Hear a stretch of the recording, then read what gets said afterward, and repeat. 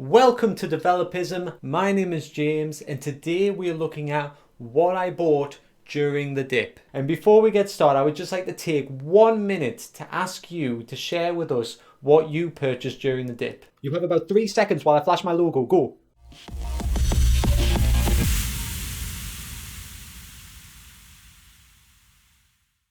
So let's set the scene. 2008 recession, very bad. Follow that with the longest bull run we've ever had, 12 years. We are talking 12 years of ridiculous growth. And then we start to get towards the end of February and things take a little dip. And there was me, a wide-eyed young boy looking to make a profit.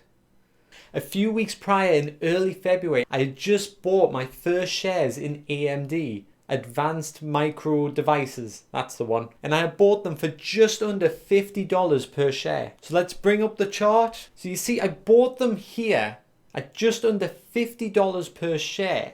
And then we had this meteoric rise. Things were good. I was very happy. And then as you can see, we had this huge dip. Well, I saw an opportunity and I bought them at the same price as what I purchased them just a few weeks ago. Because after seeing that amazing climb, I wish I had bought more. So I bought some for practically the same price right here.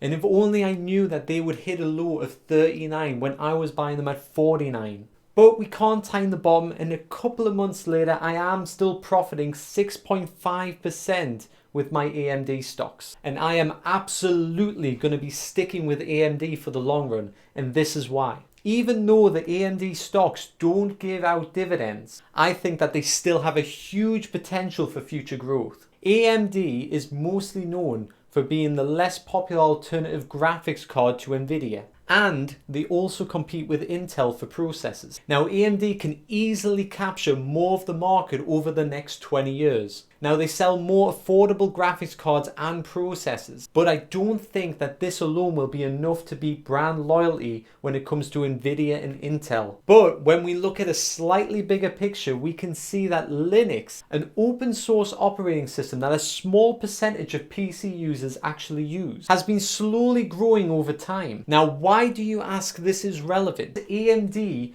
uses open source graphics drivers. They are way more compatible when put on a Linux operating system compared to an Nvidia card that is put on a Linux operating system. And one of the ways that Linux loves to work is by downloading open source programs. And there has been countless problems with getting Nvidia cards to work on a Linux operating system. So without AMD even having to change anything, we could be seeing their stock grow just through the growing popularity of Linux operating systems. And as much as Nvidia is growing right now, AMD shows more potential for growth in the future if they can capture more of the market. And brand loyalty aside, people will make the swap just for convenience. I mean, nobody's going to want a graphics card that doesn't work on your favorite operating system. And in the future, it seems like AMD are going to have plenty of business with their hardware going into the new Xbox and PlayStations. So the next stock that I bought during the dip was on the 2nd of March. And I bought it at 145 in the market. So Barclays is a bank in the UK that was founded in 1896, but has a history that goes back to 1690 before it was known as Barclays. This bank has successfully paid dividends for over 25 years, and it seemed like such a good price to buy it at as it was just starting to dip right here.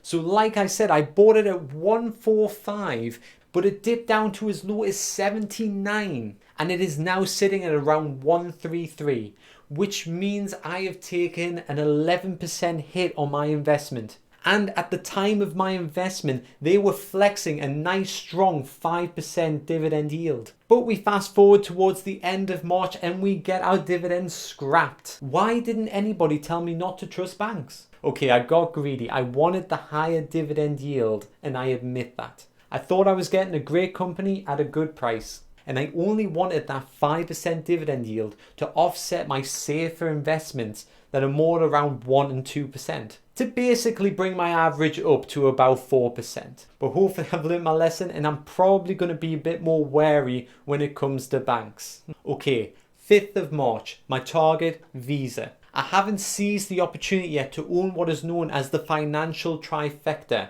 Visa, Mastermind and PayPal. But one down, two to go. So when we take a look at the graph, I purchased Visa at this point right here, thinking that perhaps we were just experiencing a very small dip and we might be bouncing back. Of course, if I knew what I knew now, I would have waited till about here. But so would everybody, and I can't say it enough, but I'll say it again, you cannot time the bottom of the market, especially me, as I was nowhere near. But when it comes to investments, Visa, the global payment technology company, currently has over 3 billion Visa cards in use. And that is providing over 170 billion transactions per year. That is a lot of business for one company. Now, if you were to purchase Visa right now, your dividend yield would only be about 0.5%. That is 0.5% and is rubbish when it comes to return. But this is a stock that I want to hold on to for the next 30 years at least. And when you're looking 10, 20, 30 years down the line, that 0.5% gets a little bit bigger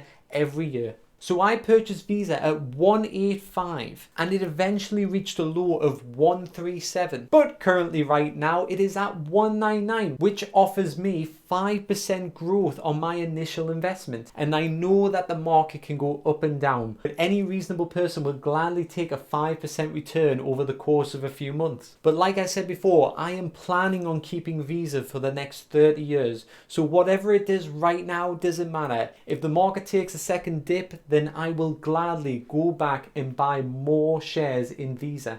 So here is a company that I've mentioned before on a previous video. If I've piqued your interest, I'll put the tag up there for you. Anyway, the company is Mondi, and I purchased it on the 11th of March when it was valued at about $14.50. It ended up dropping to around $11.70 on the 23rd of March. And if only I had waited those 12 freaking days. But I'm gonna keep saying it, you can't time the bottom. I have to say it, it's the only way I can cope. But that's all in the past, and today it is running at a nice 15.60 in the market and actually showing me a profit. So even though I didn't make as much profit as perhaps I would like to, it is still a company that is showing a green percentage instead of a red percentage in my portfolio, which is nice because after this dip there was a lot more reds than I'm used to. So if you haven't heard of Mondi, this is the first thing you need to know. They give a 4% dividend yield. No, but seriously, they are leading producers in paper and plastic solutions. To put it plain and simply, Mondi for the main part make recyclable packaging. They are a company that are targeting on reducing their greenhouse pollution, and I find that it is a very hard stock to ignore when you take into consideration over the last few years how eco-friendly things have been trying to get. We have renewable energy utility suppliers. We have electric cars. We are seeing more and more solar panels on top of roofs, and they keep raising the price for plastic grocery bags in shops. So the world is clearly starting to wake up to green energy, and I believe that Mondi is going to be a big part of that. And I do not care if their stock just plummeted, because a company like Mondi is becoming more relevant, and in the long term I am backing them for some serious growth. So on the 30th of March, I purchased shares in Google. So if you haven't heard of Google, just type it in on Bing. That's what everybody else does. No, but seriously, Google is a massive company. Now I know it's actually called Alphabet, but I'm going to say Google to save confusion. So with this company, I was actually the closest to buying it at the bottom, as you can see. I purchased Google when it was at 1148, and when it was at its lowest, it was 1060. But you have to remember, at the time, we didn't know if the market was going to go lower. There was a lot of people saying that it would go lower. Maybe I was holding out. But looking back at the graph again, you can see that I am quite happy because now Google is hovering at around 14.30 per stock. And that gives me a nice 30% chunk that goes on top of my initial investment. And I'm sorry in advance because I'm about to use a very overused line. I wish I bought more. And we have one final stock for you today, but before we get on to that, if I could just ask you to hit that like button, you would be doing me a huge favor, and I just want to thank you in advance for that. And don't forget to share in the comment section below which stocks you purchased during the dip. I might need some tips if we do get a second dip. Also let me know if you think there's going to be a second dip, because there is a lot of controversy about that at the moment. But anyway, the last stock that I purchased was on the 28th of March.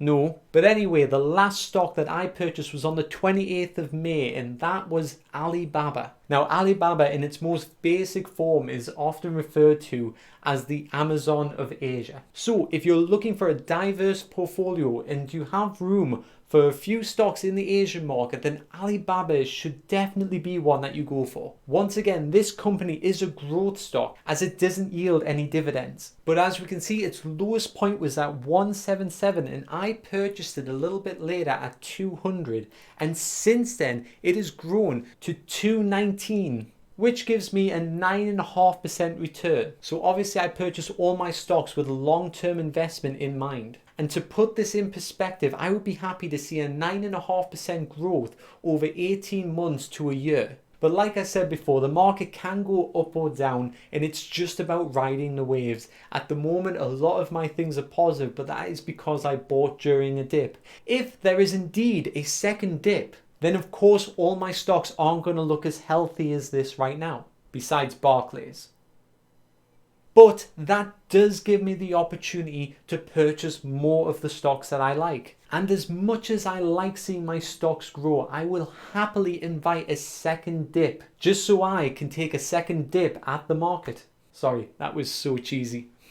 Well, I hope you enjoyed my video. Here is the subscribe button. I hope you feel obligated to press it, and I hope to see you next time. Please like and subscribe.